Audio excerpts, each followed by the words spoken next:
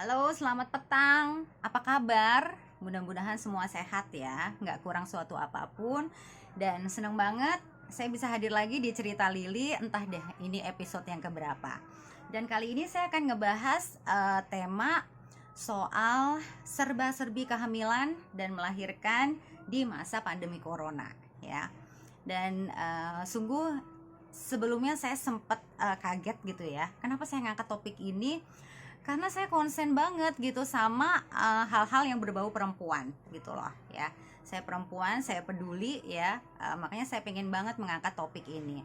Dan barusan saya baca di kompas.com ya, itu ada sekitar 420.000 kehamilan di 3 bulan terakhir ya. 420.000 ya. Wow, ini sungguh angka yang spektakuler gitu loh ya. Oke, dan ini data berdasarkan Badan Kependudukan dan Keluarga Berencana Nasional BKKBN ya. Dan kenapa kehamilan tetap tinggi di masa pandemi corona ya? Ini karena intensitas pertemuan suami istri gitu ya, terlebih sekarang di masa PPKM darurat gitu ya, dimana pemerintah menghimbau, menganjurkan yang kantoran untuk WFH ya, work from home ya, sehingga pertemuan suami istri jadi lebih intens di rumah gitu kan, dan terjadilah hal-hal yang diinginkan gitu kan, belendung deh. Oke ya, itu yang pertama gitu kan, penyebab kehamilan tinggi di masa pandemi corona. Terus yang kedua adalah karena menurunnya ini jumlah pengguna alat kontrasepsi ya. Ini jumlahnya hingga 40%. Datanya masih sama ya dari BKKBN gitu kan. Dan ini sungguh membuat saya apa namanya? Bukan shock sih, tapi lumayan kaget gitu loh ya. Dengan angka 420.000 kehamilan ya di 3 bulan gitu kan, masa pandemi gitu ya. Sungguh ini satu angka yang besar gitu kan. Nah, disarankan oleh BKKBN adalah untuk menunda kehamilan ya. Ini tentunya dengan berbagai macam pertimbangan ya. Dan saya sebagai perempuan, saya setuju gitu kan untuk sebaiknya kita menunda kehamilan gitu ya di masa pandemi corona, karena yang pertama ini berdasarkan dari apa namanya, kompas.com ya.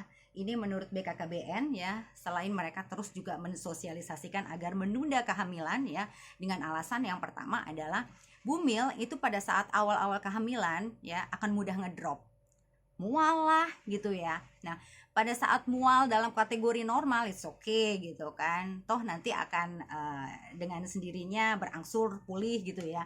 Tapi untuk yang mualnya parah, ini kan jelas akan membutuhkan fasilitas kesehatan gitu loh ya. Nah, inilah gitu loh yang jadi kendala. Dimana sekarang kita untuk mendapatkan fasilitas akses kesehatan itu sulit ya. Rumah sakit penuh gitu ya. Angka pasien COVID tinggi sekali gitu kan ya. Jadi memang diusahakan kita gitu kan ya, tiap-tiap individu itu ya, untuk jaga sehat supaya nggak deket-deket sama yang namanya fasilitas kesehatan gitu loh ya. Ini loh pertimbangan yang pertama ya. Terus yang kedua adalah ketika bumil terpapar COVID ya, otomatis dia harus mengkonsumsi obat-obatan kan. Nah, disampaikan oleh BKKBN, obat-obatan untuk pasien COVID itu belum ditemukan aman tidak untuk janin gitu loh ya. Ini loh permasalahannya ya. Kenapa sebaiknya menunda kehamilan di masa-masa pandemi adalah ini ya, dua hal tadi gitu loh ya. Dan itu terus disosialisasikan oleh BKKBN gitu kan. Nah, saya sebagai perempuan ya, itu saya sangat peduli dengan kaum saya ya. Oke, gini. Seks itu kebutuhan dasar, saya paham ya. Selama kita hidup, selama kita bernafas, kita akan membutuhkan yang namanya seks ya. Dan ya betul ya, seks itu berdua dengan partner gitu kan. Tapi kembali lagi ya, bicara mengenai kontrasepsi ya, terjadinya kehamilan atau tidak itu ada di kita gitu loh, keputusannya di kaum perempuan. Itu 85% kaum perempuan yang menentukan ya terjadinya kehamilan atau tidak gitu kan. Oke, mungkin ada sebagian tipikal laki-laki atau suami yang oke deh, mau deh pakai kondom gitu kan, selagi perempuan malas pakai kontrasepsi karena biar gimana pun rasanya nggak nyaman gitu kan, ada benda aneh di dalam tubuh, entah IUD, suntik gitu kan, atau implan gitu ya. Tapi kan nggak semuanya gitu loh ya. Dan saya rasa kontrasepsi ini kan mudah untuk didapatkan gitu loh ya. Fasilitasnya juga banyak gitu kan, sebelum pandemi gitu ya. Tentunya disesuaikan lagi sama kebutuhan setiap orang gitu kan. Ada yang cocoknya suntik ya, IUD, implan gitu, atau mungkin mau yang praktis aja, kondom gitu kan. Ini kan tersedia dengan mudah, kita bisa dapatkan di apotik atau minimarket terdekat gitu loh di rumah ya. Jadi sangat simpel penanggulangannya gitu loh ya. Balik lagi, selagi kita kaum perempuan aware ya, tidak menginginkan kehamilan ya, itu tidak akan terjadi gitu loh ya. Karena balik lagi, laki-laki itu simple gitu ya. Ketika dia membutuhkan seks gitu kan, dia hanya butuh tempat untuk menyalurkan gitu loh ya. Dan kembali lagi, keputusannya ada di kita kaum perempuan ya. Mau hamil atau tidak itu ada di kita gitu loh ya. Jadi ayolah gitu loh ya. Hidup itu sedang tidak mudah di masa pandemi ini ya. Ini beneran sungguh udah kayak film horor gitu kan. Kita ditempa gitu kan, baik mental, fisik gitu loh ya. Di era pandemi ini sungguh sangat tidak mudah gitu ya. Dimana kita kaum perempuan tugasnya jadi berlipat ganda gitu ya, sebagai ibu rumah tangga, berkarir juga gitu kan, sebagian gitu kan ya. Yang ibu pure IRT pun sama, tugasnya justru jauh lebih berlipat ganda gitu. Belum lagi yang terdampak PHK gitu ya, terdampak banget pandemi ini, tetap harus bertahan hidup gitu kan, putar otak gitu ya. Terus harus jadi guru juga untuk anak-anak, karena kan semua anak-anak di rumah gitu kan ya, sekolah online gitu ya. Kebutuhan akan kebutuhan hidup dasar juga nggak bisa ditawar gitu loh ya. Dan sungguh pandemi ini bukan satu hal yang mudah gitu kan ya, hidup di masa-masa pandemi gitu. Bener-bener kita tuh harus tough gitu ya. Dan udah gitu kita dituntut untuk sehat ya. Kita perempuan harus juga lebih detail lagi, lihat kebutuhan masing-masing keluarga di rumah. Suami harus tercukupi gizinya, apalagi anak gitu kan, dengan sekolah online-nya, harus jadi guru juga. Kram otak gitu ya. Nah, dengan hal-hal tersebut tadi itu sudah berat gitu loh ya. Akankah kita menambah kerumitan hidup lagi dengan kita hamil gitu loh ya. Dan dengan kita bawa badan sendiri aja dianjurkan oleh pemerintah, oleh WHO untuk jaga sehat gitu loh ya. Oke. Jadi itu sih poinnya yang ingin saya sampaikan, ingin berbagi gitu loh dengan sesama kaum saya gitu ya, bahwa kita harus lebih peduli lagi gitu ya, karena itu tadi tugasnya tuh nggak mudah ya, tugasnya berat gitu ya. Jadi ayo kita tanggulangi gitu ya, untuk enggak hamil dulu gitu ya, alias menduda.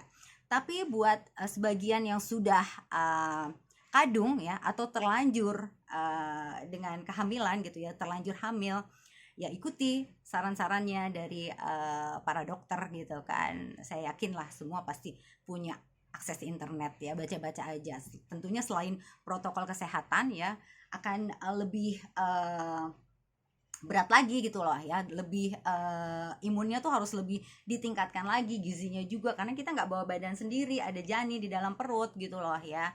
Dan harus lebih waspada aja gitu ya. Masker sudah pasti double sekarang disarankan ya. Terus yang kedua, makan makanan bergizi ya, vitamin, berjemur ya, makan ikan. Terus moodnya juga, imunnya harus dijaga gitu kan. Jangan bete. Aduh, terus kalau nggak penting-penting banget nggak usah keluar rumah itu ya gitu kan. Saran dari para ahli gitu kan kesehatan. Dan ini menurut BKKBN juga sebaiknya juga kalau nggak urgent banget ya buat para bumil, nggak perlu untuk rajin-rajin check up gitu ya. Selagi memang it's okay, nggak ada masalah gitu ya. Mungkin bisa minta nomor telepon dokter langganan gitu kan ya, untuk banyak berkomunikasi gitu ya, tanpa harus datang ke klinik gitu untuk tatap muka gitu ya, karena memang dihindari gitu loh ya. Kita yang sehat aja harus gitu kan menjaga gitu kan protokol kesehatannya, apalagi bumil gitu ya.